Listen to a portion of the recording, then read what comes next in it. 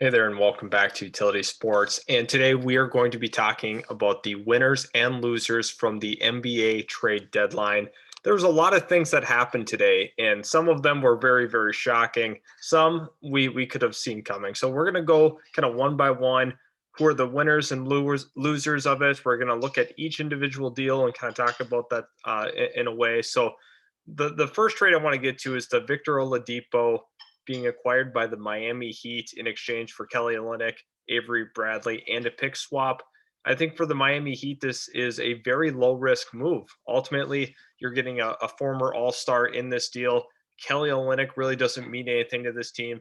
Neither does Avery Bradley. So at this time, I think this is a definite win for the Miami Heat. I think they're clear winners in this trade deadline, just considering that the type of caliber player that Victor Oladipo is. I really love this move for the Miami Heat.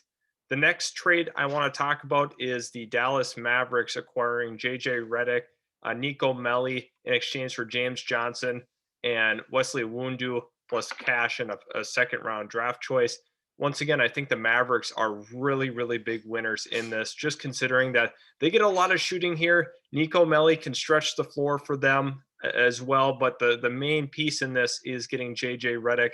I think he's going to be absolutely lethal for the Dallas Mavericks, a guy that can come off of screens, catch and shoot situations. I think that's what they've been kind of missing. Obviously, Seth Curry was a guy that was able to kind of do some of those things, but they're missing that currently.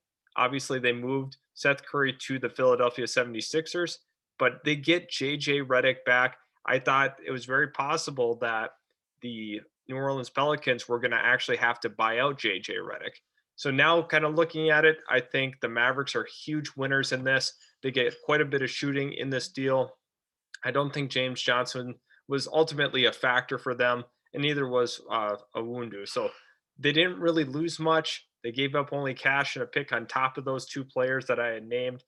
They talk about James Johnson as being that tough guy. I mean, that doesn't really matter in basketball ultimately. So not too concerned about that for the Mavericks. I think that this is a huge winning move for them, getting JJ Redick, who's going to be really, really lethal for the Dallas Mavericks, considering that you have such a great playmaker in Luka Doncic. Love that move. Absolutely 100% would do that. Now, Warriors send Marquise Chris to the Spurs. And this is kind of a weird move. I don't really see this being um, a big time move. Obviously, LaMarcus Aldridge, they did come to a buyout agreement with him. So LaMarcus Aldridge is going to be on the market. And at this point, I guess Chris is going to be the replacement for him.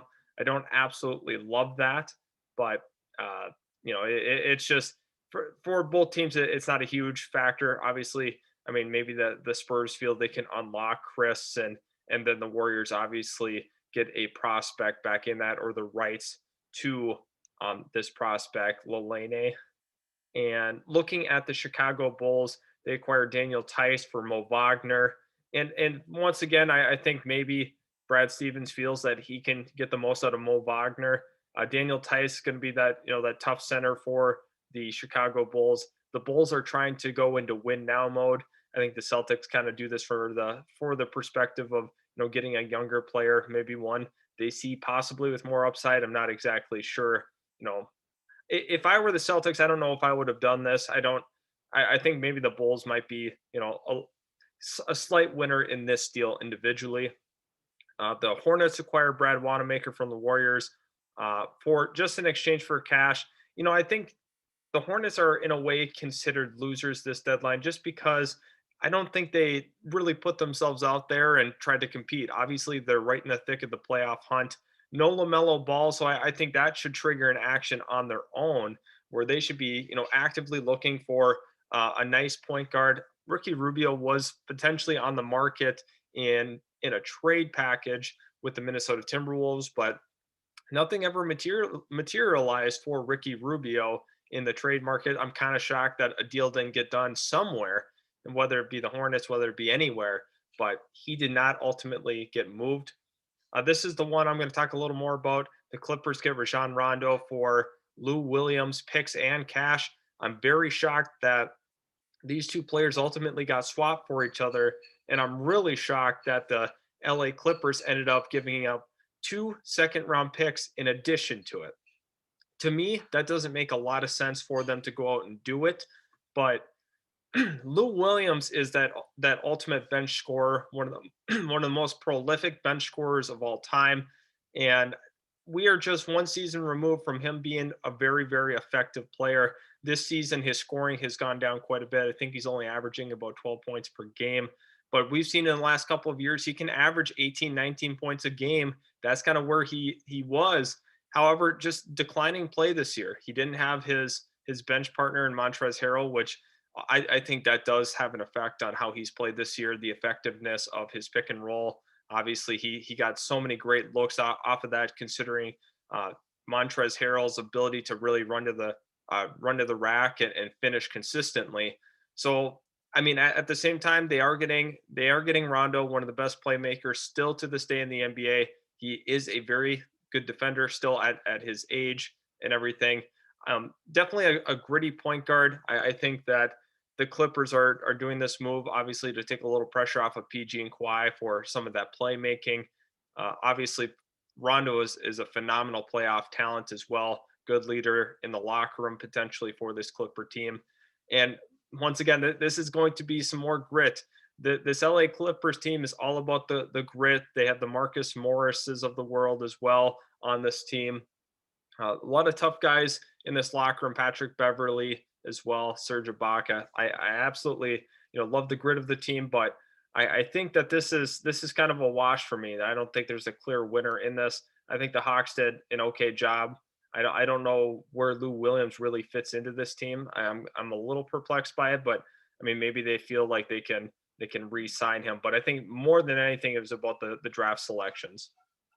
Now we are looking here at the next trade, which is Terrence Davis to the Kings for a second round pick. For me, I thought that they were waiting for Kyle Lowry to get dealt. They were opening up some roster space, and I think that's ultimately what led to this trade. And once again, I'm not going to talk about this one, just acquiring Matt Thomas. This is once again in a deal where they're trying to open up some roster space. The 76ers acquired George Hill in a 3-team deal with the Knicks and Thunder. I think that this deal made sense for the 76ers. Obviously, they get a veteran point guard in George Hill. I think they do come out winners in this, just considering, I mean, they really didn't have to give up too much to the Oklahoma City Thunder in this kind of deal. Um, the Knicks ended up getting Ferguson. That's pretty much a nothing to me. Um, Austin Rivers ended up getting moved from the Knicks to the Thunder. Not a lot of the pieces matter in this except for George Hill going to the 76ers. I think that was a good quality move for them. The Raptors trading Norman Powell for uh, Gary Trent and Rodney Hood. Once again, I think that I actually think that the Blazers, it's tough. Gary Trent Jr. is a very quality defender in the league, but Norman Powell has been phenomenal from the beyond the arc this season. So, I mean, this is kind of a win-win to me. I don't think there's a clear loser in this deal.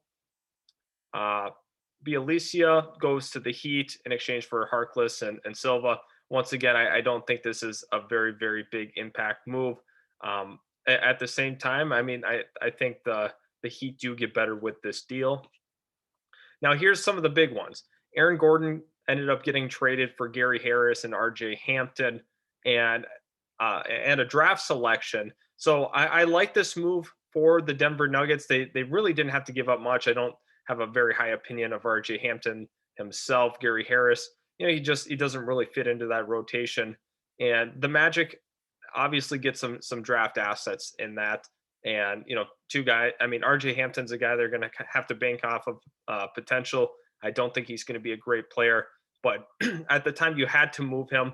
He was a guy that had to be moved immediately, just considering how toxic that environment got. Once again, we're going to look at Brown and Wagner to the Bulls for Gafford Hutchinson. Not a huge move. The Magic trading Evan Fournier to the Celtics for Jeff Teague and draft picks. I really like this trade for the Celtics. Phenomenal deal. I think they're clear winners in this, but I also think the Magic are winners as well, just getting those draft assets for Evan Fournier. Magic trading Vucevic and Aminu to the Bulls for Wendell Carter and draft picks. Love this deal for the Magic. Absolutely do. I think the Bulls are, obviously they're getting an all-star level player, but I'm not exactly sure if that's the correct move. I mean, they definitely get better. Don't get me wrong. They definitely get better in this deal. However, I think that the Magic did a really good job on maximizing the value of Vucevic. And then we'll go to the Cavaliers trading for JaVale McGee. So that's kind of how the final trade deadline ended up. Please let me know in the comments section below who you thought the winners and losers were. I think that there's a couple of clear winners. Obviously, the Dallas Mavericks really stick out to me in this. So thanks so much for tuning in, and I can't wait to see you guys in our very next video, which should be pretty soon.